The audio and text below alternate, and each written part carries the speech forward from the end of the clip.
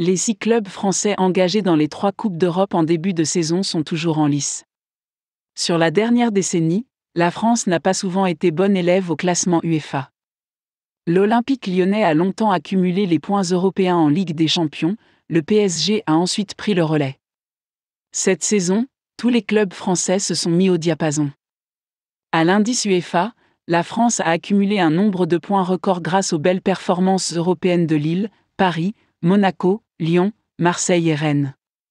Ce qui change de manière évidente par rapport aux saisons précédentes est évidemment le nombre de clubs encore en course. Les 6 équipes françaises engagées en Europe en début de saison le sont toujours alors que les qualifications pour les phases éliminatoires touchent à leur terme. Évidemment, la création de la Ligue Europa Conférence n'y est pas pour rien, puisque cela ajoute des possibilités de disputer une compétition continentale. Et cela a permis à l'OM de continuer à rêver d'Europe malgré sa 3e place dans son groupe de Ligue Europa. Il n'empêche que les clubs français se sont débrouillés de manière admirable lors des différentes phases de groupe, et cela se ressent dans le nombre de points engrangés. Alors que ces 3 dernières années, la moyenne de points par club en poule n'avait pas dépassé les 6,6, 2019-2020, elle a atteint cette saison les 10,5 points. Cela faisait depuis 2012 à 2013 que les équipes de l'Hexagone n'avaient pas dépassé la moyenne de 10 points par équipe. 10,5, moyenne de points des clubs français en phase de groupes européennes depuis 2018-19, 2018-19, 6.22019-20, 6.6202021, 60 2021-22, 10.5 réveil. pic.twitter.com VQMBX de Telly.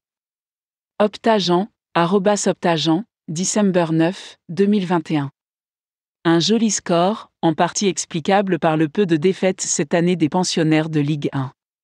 Sur 36 matchs joués en phase de groupe, seuls 3 ont été perdus par les clubs français, Paris contre Manchester City, Lille contre Salzbourg et Marseille contre Galatasaray.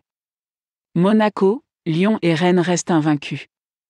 Et si nos clubs perdent peu, c'est parce qu'ils jouent bien. Ou pas trop mal, dans certains cas. Du côté des invaincus, l'absence de défaite n'est pas le seul élément positif à souligner. En Ligue Europa, l'AS Monaco a réussi à élever progressivement son niveau de jeu pour terminer à la première place, devant la Real Sociedad. Au moment de leur confrontation, le club basque luttait pour les premiers rôles en Espagne. Et en Ligue Europa Conférence, Rennes est assuré de terminer leader d'un groupe avec Tottenham.